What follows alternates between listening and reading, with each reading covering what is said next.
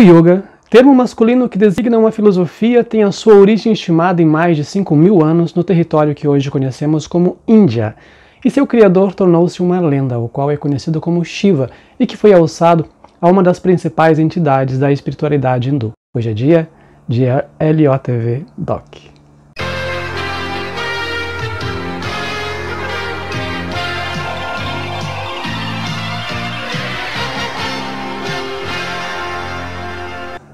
Olá, eu sou o Léo Cordeiro, bem-vindo ao LTV. O tema de hoje é uma filosofia milenar que sofreu grandes transformações e muita deturpação ao longo de sua existência, o Yoga. A época em que o Yoga surgiu ainda é desconhecida, mas já foram encontradas referências a essa filosofia com mais de 7.000 anos. E em relação à sua origem também não temos certeza, né? Para isso existem algumas explicações e uma bem poética, e que é aceita, se não por todas, pela maioria das escolas que ensinam essa metodologia, é que Shiva era um bailarino e, através da observação aos elementos da natureza, ele desenvolveu algumas técnicas para aprimorar as suas habilidades com a dança. Ou seja, ele passou a imitar, reproduzir com o corpo, as formas de alguns elementos, como a lua, como o corvo, o escorpião, e essas técnicas consistiam basicamente em permanecer imóvel, e quando passar de uma para outra, isso deve ser executado com movimento de tal forma, com a sutileza e precisão de um felino. Com o tempo, Shiva percebeu que essas técnicas proporcionavam um estado de consciência diferente, ou seja, o yoga não nasceu já pronto, não tinha esse nome, e sobreviveu sem registros oficiais por mais de 2.000 anos. Até começar a ser registrado em livros, as técnicas eram transmitidas de mestre a discípulo, e os primeiros registros surgiram cerca do século III a.C., o que leva muita gente a acreditar que tenha sido nessa época que o yoga tenha nascido. Antes de começar a ser registrado, o yoga era praticado pelos Drávidas, um povo que vivia no sul da Índia e parte do Sri Lanka. Os habitantes dessa região tinham a pele escura e um tom bem forte, e preservavam uma filosofia de vida desrepressora, matriarcal. Aliás, valorizavam muito as mulheres, que eram quase deusas pelo fato de poderem gerar a vida. Talvez o termo deusas não seja o mais adequado, né? Porque a forma que viviam era totalmente desvinculada de qualquer tipo de religiosidade. Em alguns sítios arqueológicos datados da época em que vivia esse povo, mostra que eles eram bem evoluídos em vários aspectos comparados com a população que já ocupava a Europa. As cidades eram bem organizadas, com sistema de esgoto, canalização de água, e não haviam templos religiosos.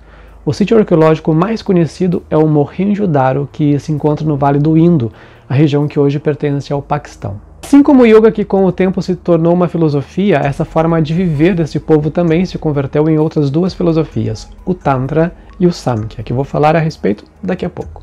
Quando os Áryas, um povo bárbaro, guerreiro do norte da Europa, chegaram nessa região, impuseram essa forma de interpretar a vida e praticamente extinguiram a tradição dos Drávidas. O yoga sobreviveu graças a Patanjali, que escreveu o Yoga Sutra, um livro que define essa filosofia em frases curtas que contém uma grande profundidade filosófica, mas com adaptações à forma de interpretar a vida segundo os Áryas, que eram repressores e patriarcais. Ao longo do tempo, o yoga foi sendo mesclado com essas filosofias, dando origem a novas linhas, novas escolas, mas sendo sempre respeitado como uma filosofia de vida, ou seja, yoga é uma filosofia prática, que tem em seu acervo as técnicas de respiração e de permanência, entre outros 6 feixes que atuam diretamente no indivíduo. O que distingue uma linha de yoga de outra é quantos feixes de técnicas a escola adota e que filosofias moldam o comportamento do praticante. Essas filosofias eu já dei o nome de duas, né, o Tantra e o Samkhya. O Tantra é a filosofia comportamental, desrepressora, e é matriarcal. O Samkhya é filosofia teórica, é a forma que o praticante interpreta os fenômenos naturais. Nesse caso, quase científico, pois não tem nenhuma atribuição à espiritualidade, é puramente técnico. As outras duas se opõem a essas, o Brahmacharya, que é repressor e patriarcal, que se opõe ao Tantra, e o Vedanta, que é espiritual, que se opõe ao Samkhya. Uma linha de yoga pode ser Tantra e Samkhya, ou Tantra e Vedanta, Brahmacharya e Samkhya, ou Brahmacharya e Vedanta. Mas nunca Tantra e Brahmacharya, porque são opostos, assim como nunca Samkhya e Vedanta, que também são opostos. Ou seja, ou você é desrepressor ou repressor, ou é espiritual ou naturalista. E a razão dessas opções, né, por essas filosofias, tem a ver com a forma que a escola utiliza o yoga para proporcionar ao praticante a possibilidade dele atingir a iluminação. Entre outras palavras, se tornar um ser humano mais evoluído. Explico.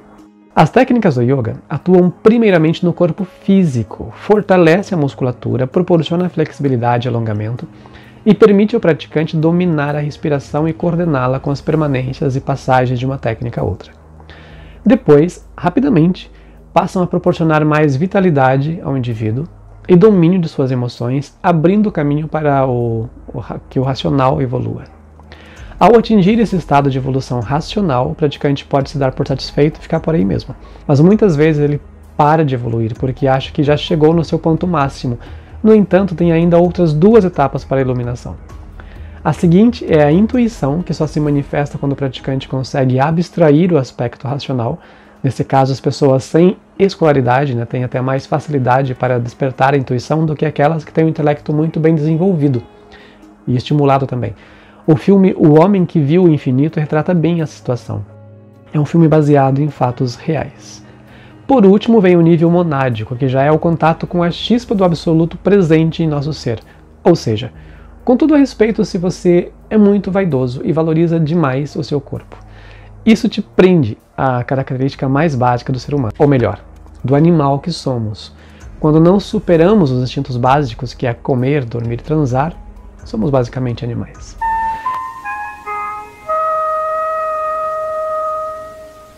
Você já é inscrito aqui no canal? Se ainda não, inscreva-se e ajude-me a fazer esse canal crescer e fazer valer a pena todo o esforço que eu dedico a ele. Conto com a sua inscrição e com o seu joinha.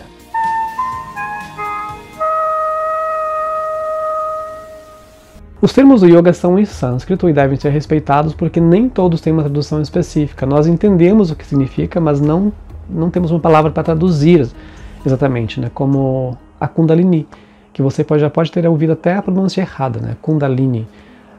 A pronúncia correta é Kundalini, com a tônica na última sílaba, e não tem tradução específica.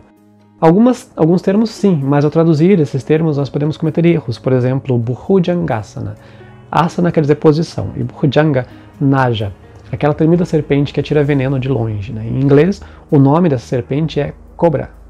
Cobra em inglês é snake, e naja é cobra. Então, no inglês, a tradução até que está correta, né? A posição da cobra. Mas foi traduzida erroneamente do inglês para o português, como a posição da cobra.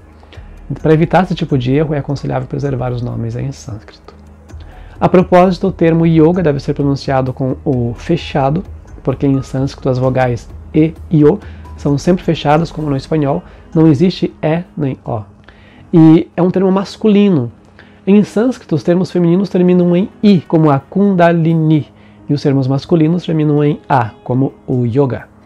Em português também temos algumas palavras masculinas que terminam em a, né, como o sofá, o jornalista.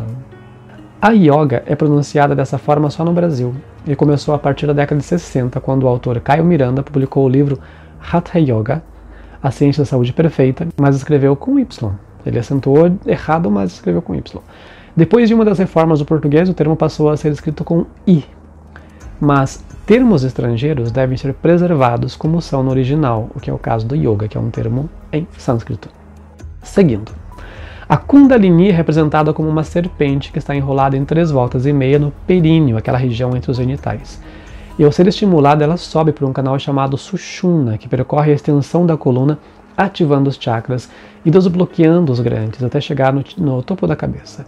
Quando isso acontecer, o praticante entrará em Samadhi, um estado de mega lucidez. Os chakras, chakra é a pronúncia correta, são vórtices que giram muito rápido e distribuem energia pelo corpo através das nadis. As nadis são as conexões entre os chakras, que irrigam nossos órgãos com a energia vital. O corpo todo tem uma série de ramificações de nadis. Essa energia pode ser manipulada com meios externos, né, como, por exemplo, através da acupuntura, que utiliza agulhas. E o nosso corpo tem milhares também de chakras, né, mas para o yoga interessa apenas 7, os que se estendem do períneo até o alto da cabeça. Então a Kundalini é despertada, ela começa a subir com a prática regular das técnicas do yoga, e esse processo pode ser acelerado através dos hábitos do praticante. O Brahmacharya estimula a abstinência sexual para não desperdiçar essa energia.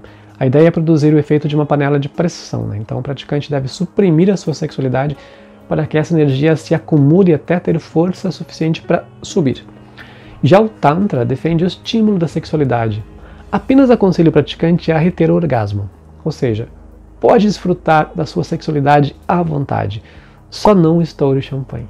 Porque uma vez que chega ao orgasmo, a natureza entende que o corpo já cumpriu o seu papel e não precisa mais preservá-lo. Aliás, orgasmo em francês significa pequena morte. A Kundalini pode ser despertada até com uma pancada, né? Ela, se você cair sentado, por exemplo, bater o cóccix, além da dor, pode despertar a Kundalini. Mas isso não quer dizer que essa pessoa será iluminada, né? Um gênio porque escorregou e caiu.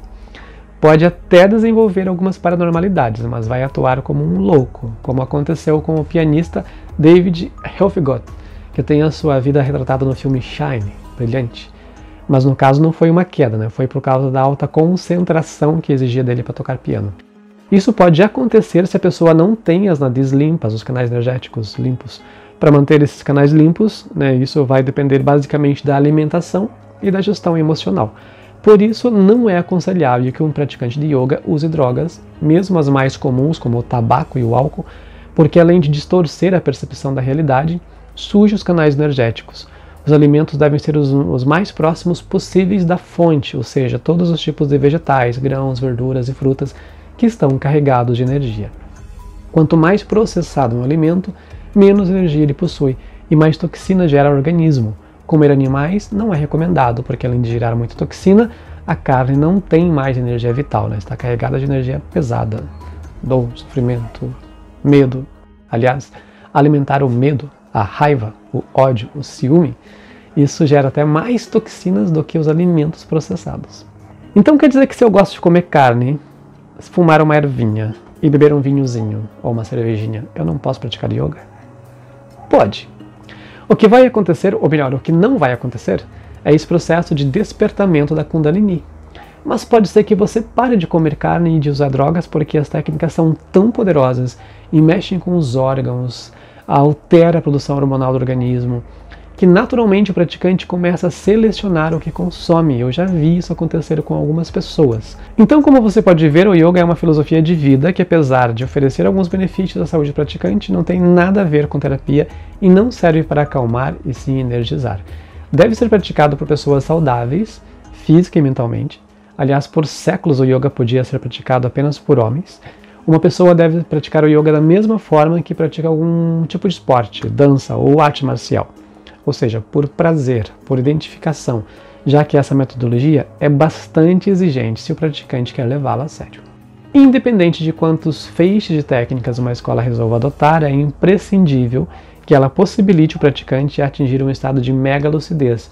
Segundo a definição do professor De Rose, yoga é qualquer metodologia estritamente prática que conduza o praticante ao samadhi, ou seja, a mega lucidez. E se não houver essa proposta, então, não é yoga. O criador do yoga é Shiva, que foi um bailarino, inclusive um dos arquétipos é o rei dos bailarinos. Tem vários arquétipos de Shiva e esse é bastante ambíguo, representa um pouco da feminilidade também, mas é um homem. E ele foi inserido no panteão dos deuses da cultura hindu, fazendo parte da trindade, ao lado de Brahma, o criador, e Vishnu, o preservador. Shiva é o destruidor, mas no sentido de dar lugar ao novo. O que define a escola de yoga como repressora e espiritualista ou desrepressora e naturalista são as filosofias que ela adota, o Brahmacharya e o Vedanta, ou o Tantra e o Samkhya. Hoje em dia, pelo menos na Índia, o berço do yoga, predomina a linha opressora espiritualista. E eu poderia ainda ficar muitas horas falando sobre esse tema, porque tem muitas coisas, muitos detalhes, mas eu fico por aqui. Nos vemos no próximo vídeo. Até lá, um grande beijo, tchau.